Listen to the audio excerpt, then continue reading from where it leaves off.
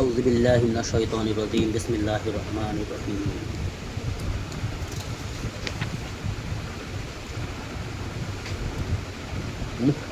মুসনাদে আহমদ শরীফের হাদিস। হযরত আবু মুসা আশআরী রাদিয়াল্লাহু তাআলা আনহু বলছেন, হযরত আবু মুসা আশআরী রাদিয়াল্লাহু তাআলা আনহু হইতে হাদিসটি বর্ণিত আছে, একদিন রাসূলুল্লাহ সাল্লাল্লাহু আলাইহি ওয়াসাল্লাম আমাদেরকে বয়ান করিলেন, অর্থাৎ আমাদের উদ্দেশ্যে কথা বললেন, আমাদেরকে দ্বীন ইসলামের ব্যাপারে শিক্ষা দিলেন, বয়ান করলেন। কি বয়ান করলেন?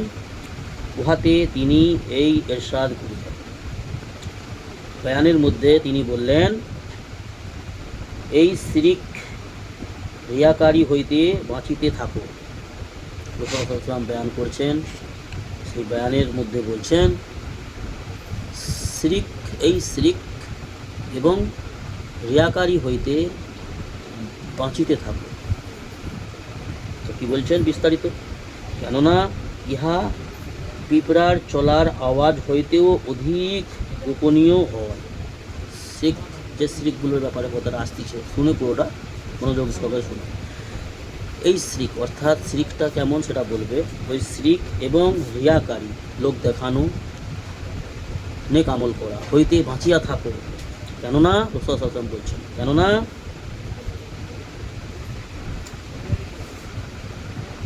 ইহা পিঁপড়ার চলার আওয়াজ হইতেও অধিক গোপনীয় হয়। অর্থাৎ পিঁপড়ে যখন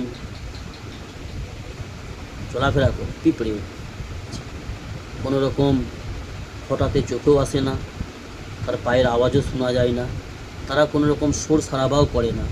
তো এই রকম গোপনভাবে এই সমস্ত রিয়াকারী এবং এই শিরকগুলো আমাদের সমাজে, আমাদের ঘরে ঘরে, আমাদের অন্তরে বাসা বেঁধে ফেলে। অর্থাৎ এর থেকে বাঁচতে বলছেন রাসূলুল্লাহ সাল্লাল্লাহু আলাইহি ওয়াসাল্লাম। সেটা কি? এক ব্যক্তির অন্তরে প্রশ্ন জাগিল। এক ব্যক্তির অন্তরে, রাসূলুল্লাহ সাল্লাল্লাহু আলাইহি ওয়াসাল্লামের কথাটা শুনে কোনো সাহাবার অন্তরে প্রশ্ন জাগিল। সে জিজ্ঞাসা করিল, ইয়া রাসূলুল্লাহ সাল্লাল্লাহু আলাইহি ওয়াসাল্লাম, আমরা ইহা হইতে কিভাবে বাঁচিব? আমরা ইহা হইতে কিভাবে বাঁচিতে পারিব? যখন ইহা পিঁপড়ার চলার আওয়াজ হইতেও অধিক গোপনীয়, যখন পিঁপড়ার চলার আওয়াজ হইতেও অধিক গোপনীয় শিরক রিয়াকারী, এই বিষয় হইতে আমরা কিভাবে বাঁচিব আমাদেরকে বলিয়া দিন। রাসূলুল্লাহ সাল্লাল্লাহু আলাইহি ওয়াসাল্লাম বলিলেন, ইহা পড়িতে থাকো, অর্থাৎ এই কালেমাগুলি পড়িতে থাকো। অর্থাৎ আল্লাহ সমস্ত ভাষা বুঝে। আরবির গুরুত্ব আল্লাহর কাছে সব থেকে বেশি। আরবি ভাষা হচ্ছেন আল্লাহর বানানো ভাষা। বাকি দুনিয়ায় যা কিছু ভাষা আছে, হাজারো ভাষা আছে। আমাদের পৃথিবীতে কত দেশ, এক এক দেশে 100 ভাষা, কম বেশি 100 ভাষা। তাহলে কত দেশ আছে, কত দেশে কত রকমের, বিভিন্ন রকমের ভাষা। তো বিভিন্ন রকমের ভাষা। আর আল্লাহ সুবহানাহু ওয়া তাআলা হচ্ছেন অন্তর্যামী।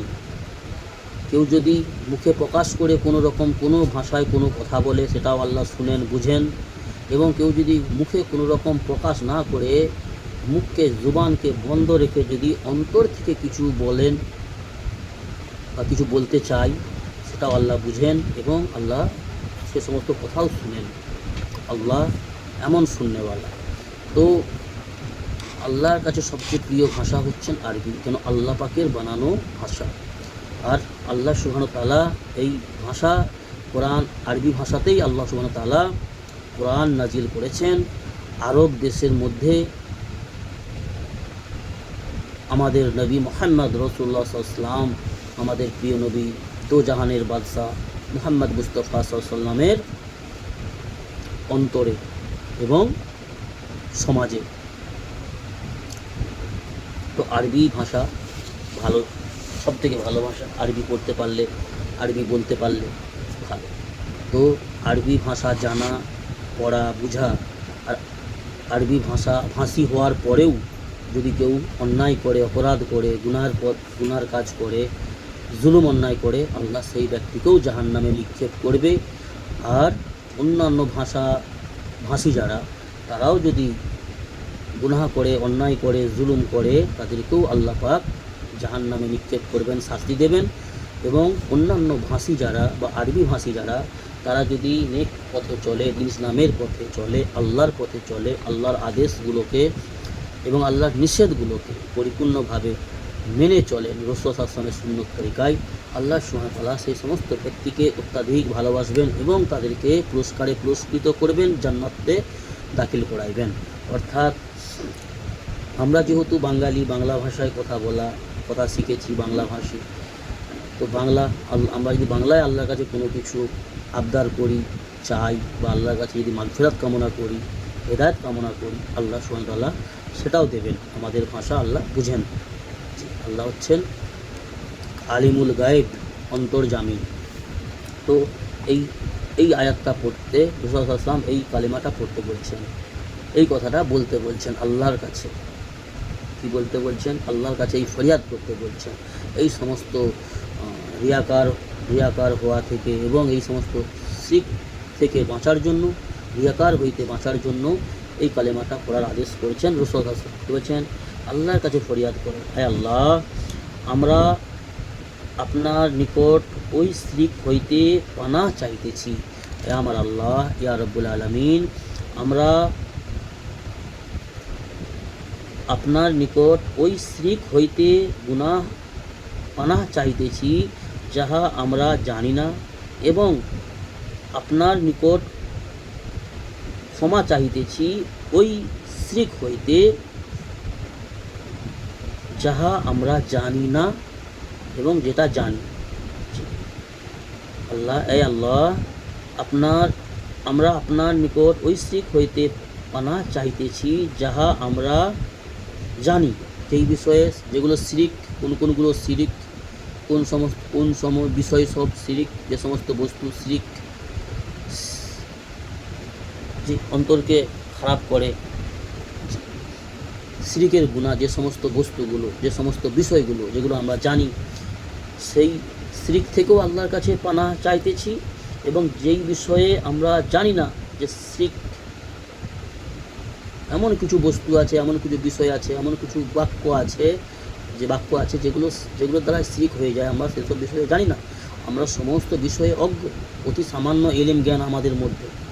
আল্লাহ সুবহানাহু ওয়া তাআলা কোরআনে বলেছেন, প্রত্যেক মানুষকে লক্ষ্য করে, প্রত্যেক ইনসানকে লক্ষ্য করে, পুরো আদম সন্তানকে লক্ষ্য করে, ওমা উতীতু ইলমে ইল্লা কালিলা, আমাদের মধ্যে ইলম অতি সামান্য, যার কাছে যতটা আছে সেই মোতাবেক আমল করার চেষ্টা করি এবং দ্বীন ইসলামের ব্যাপারে বেশি বেশি ইলম অর্জন করার জন্য, ইলম জ্ঞান অর্জন করার চেষ্টা করি এবং সেই মোতাবেক আমল করি। তো যেই বিষয়ে আমরা জানি না, যেই শিরকের ব্যাপারে আমরা জানি না, উহা হইতেও আল্লাহ আপনার কাছে পানাহ চাইতেছি। অর্থাৎ এমন কোনো শিরক যেগুলো আমরা জানি, যেগুলো শিরক, আর যেগুলো জানি না, শিরক এমন কিছু যদি আমাদের দ্বারা হয়ে থাকে, আমরা করেছি, অজানায় করেছি, আল্লাহ তাআলা আপনি আমাদেরকে ক্ষমা করে দিন।